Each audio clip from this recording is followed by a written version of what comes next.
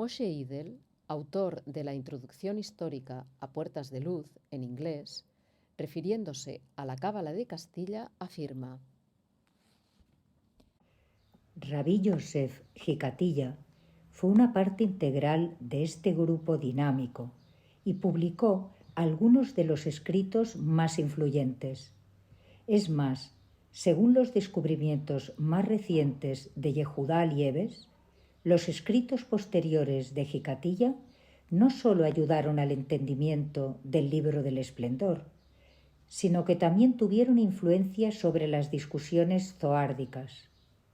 Esta teoría aumenta dramáticamente la importancia de Hicatilla en general y en los paralelos entre el Libro del Esplendor y Puertas de Luz en particular.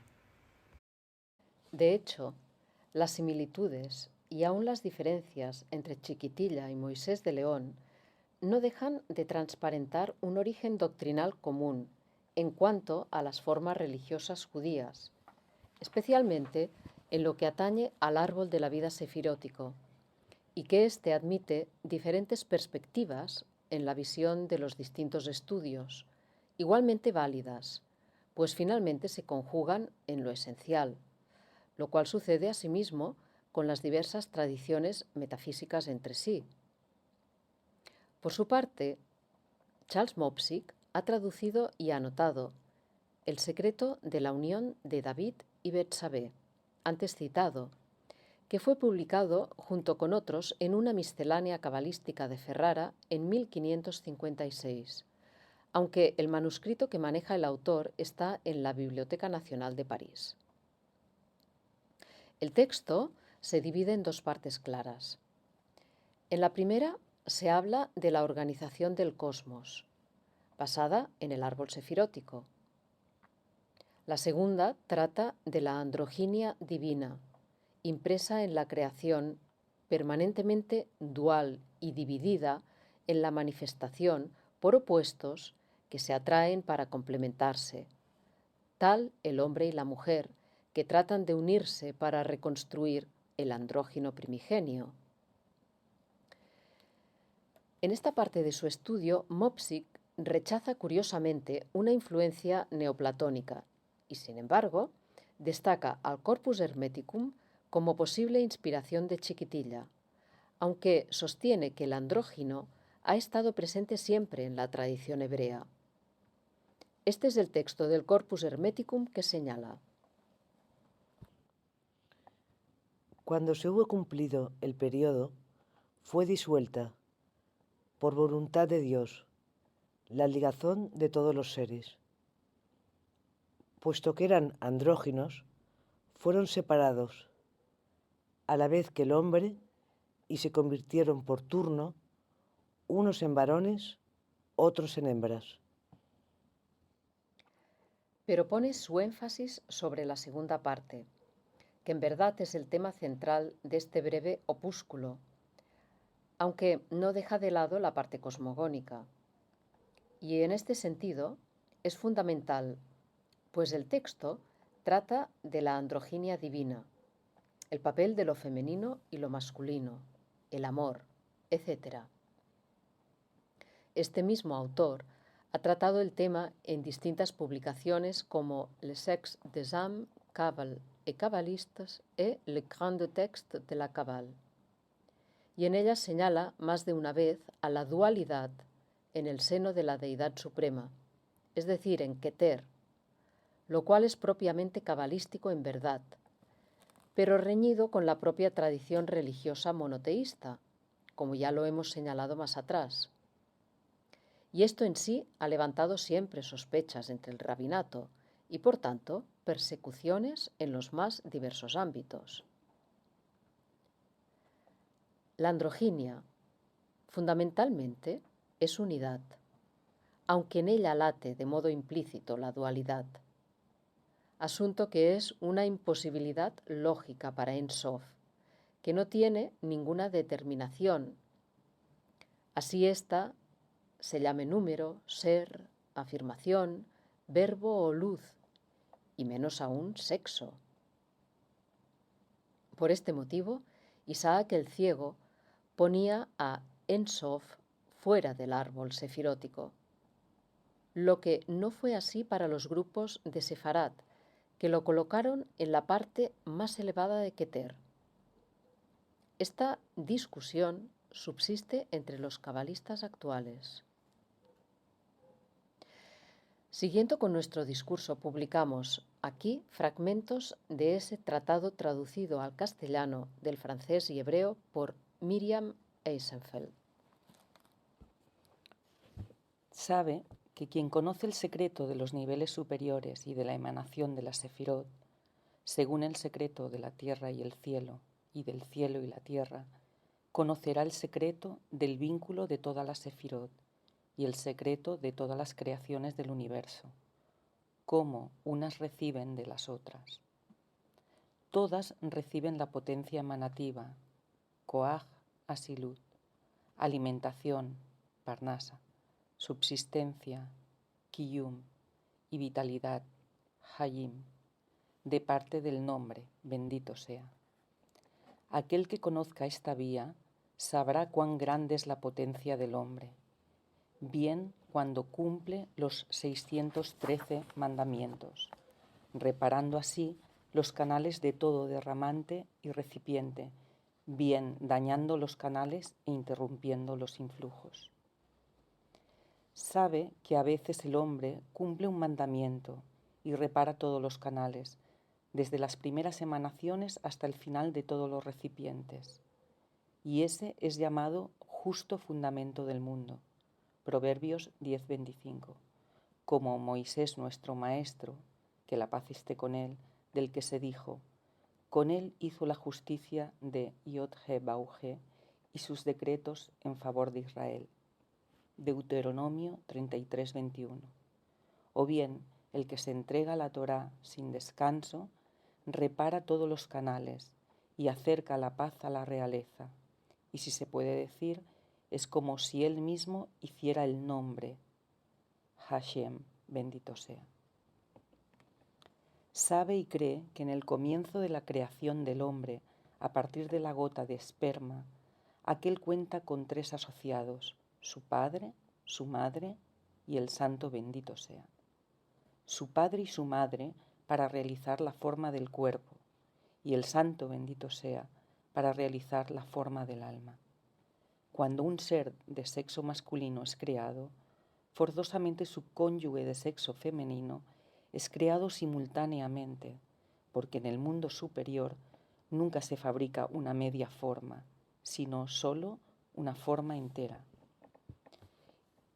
Y no se produce arriba un alma que no contenga masculino y femenino, como en el versículo hagamos el hombre a nuestra imagen y semejanza, Génesis 1:26.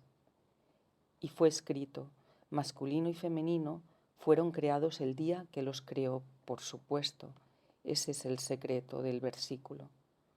Mis sabbats guardaréis y mi santuario temeréis. Levítico 19:30. Mis sabbats, por supuesto, recuerda y guarda. De este modo, en el momento de su creación, el hombre fue creado andrógino por el alma, es decir, 2 rostros, una forma que es masculina y femenina. Y con el alma de tal macho creó el alma de su compañera hembra, según el secreto de sopló en sus narices un alma de vida, Génesis 2:7. Según el secreto del masculino y femenino los creó, Génesis 1:27. Según el secreto de tomó uno de sus costados, Génesis 2:21. Y según el secreto de Adán dijo, esta vez es el hueso de mis huesos y la carne de mi carne. Esta será llamada mujer, Isha, pues del hombre, Ish, fue tomada. Por tanto, dejará el hombre a su padre y a su madre y se unirá a su mujer y serán una carne, una. Génesis 2:23-24.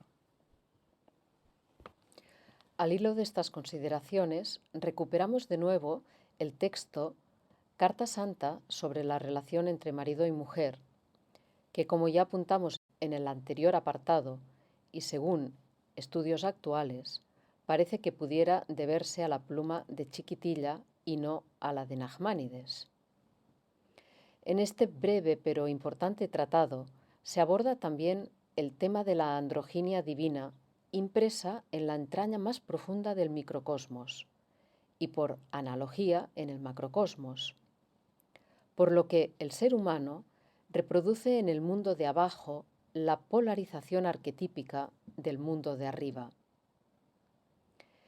Esto hace que la relación y entrega total del hombre y la mujer encierre un alto valor simbólico, ya que no es sino una imitación de la cópula permanente de las dos corrientes con las que la deidad se manifiesta y por la que constantemente se unifican, restitución que el acoplamiento de la pareja humana contribuye a efectivizar.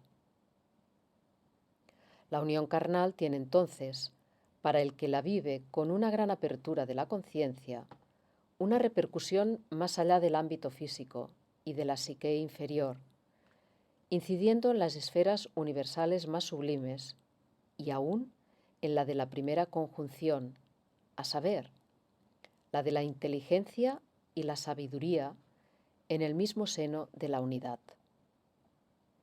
He aquí una cita de Charles Mopsic escrita para el prólogo de la edición francesa de Verdier a este opúsculo. Para esta epístola, unirse a una mujer y procrear no son actos menores.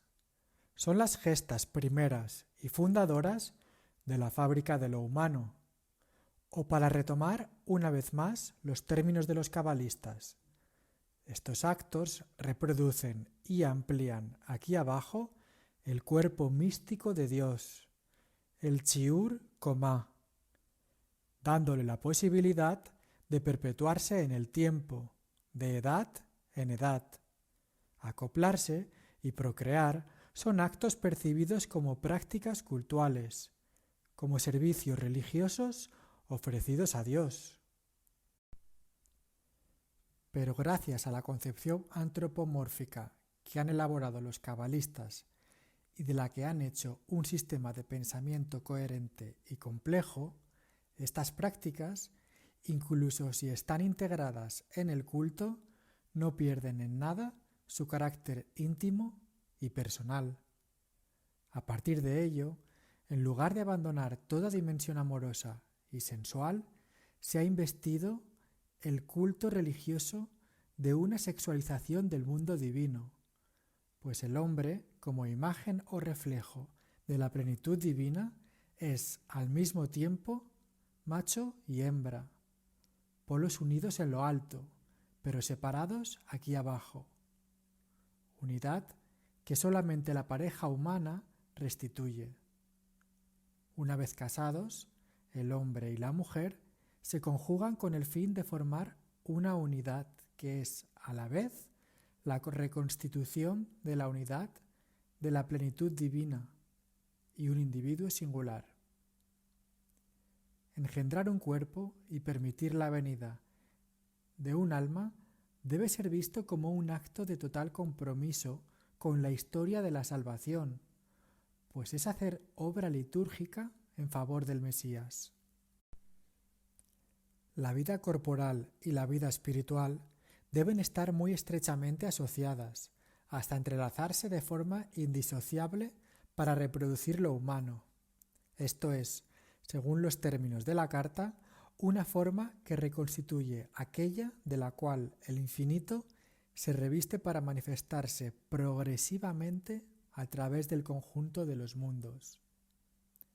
Engendrado según las recomendaciones indicadas, la pareja hace de lo humano un acontecimiento divino, da nacimiento a un fruto santo que es una etapa del proceso de redención, entendida esta como el estadio último y pleno de la manifestación del Shiur Komá.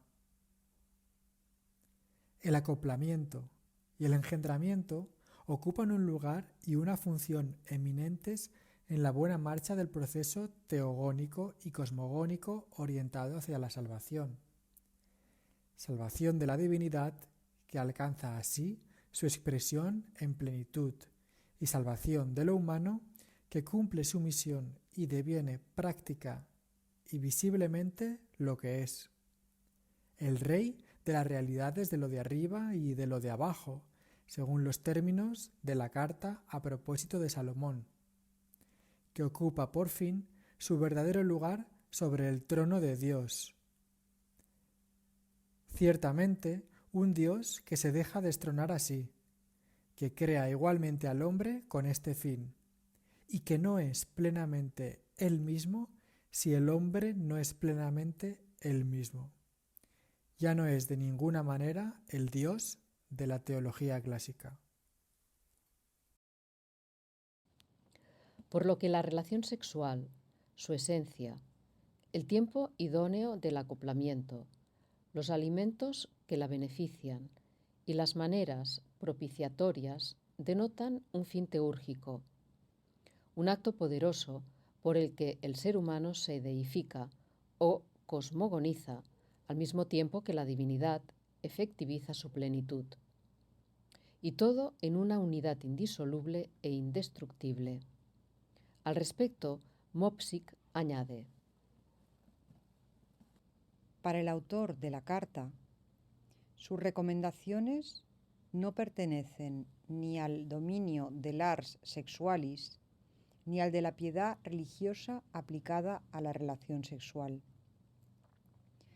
Lo que importa a sus ojos no es la conformidad con un modelo social o institucional de buenas maneras, de savoir-vivre o de piedad familiar, y no es en nombre de una moral para el control de las pasiones que se prodiga en consejos.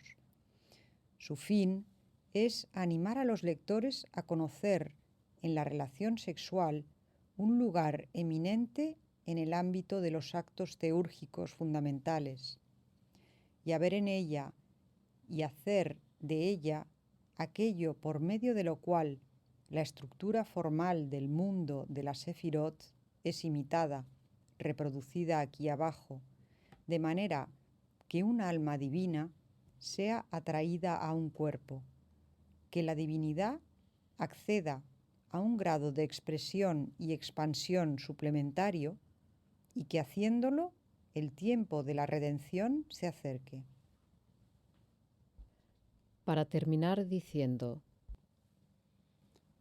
Tras las apariencias de un discurso que exhorta a la piedad, la Carta Santa es una introducción a la creación teúrgica de un hombre renovado, liberado del peso de la impureza contraída por Adán, y que tiene su lugar aquí abajo entre los peldaños de la manifestación divina. No es que se pueda hacer una lectura sin connotación alguna de piedad ordinaria solo hasta la aparición de la palabra santidad, la cual es empleada a menudo en el texto y forma parte de su título. Desde el primer capítulo, el autor de la epístola nos declara: santo quiere decir parecerse al nombre en todos sus actos, devenir una rama del árbol de las Sefirot representando el tetragrama, el nombre de 4 letras del Dios de Israel. Esta ambivalencia de la expresión el nombre, Hashem, designación vernácula, casi profana del Señor, Yod-He, Vau-He, y símbolo de la estructura del fundamento del ser, de las 10 sefirot emanando del infinito.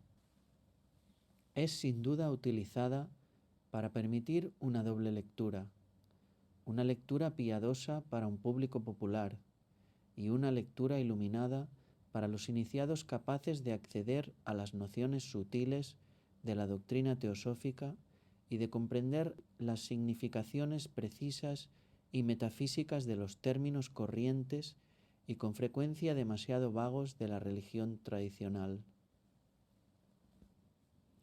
Así, este cabalista de la Edad Media, al igual que muchos de sus compañeros, rescató las simbólicas arraigadas en su tradición, tal el caso de la androginia, desnudándola de ideas preconcebidas, de morales siempre cambiantes o de costumbres limitadoras, y se sirvió de ellas como soporte para restituir los indefinidos estados del ser universal, así como para sumarse a la recreación permanente del macrocosmos luminoso que simultáneamente se iba edificando en su interior, y para mantener una teurgia viva como punto de apoyo para la experiencia del misterioso e indefinible ámbito de la metafísica, en el que incluso el nombre inefable es reabsorbido en la nada ilimitada.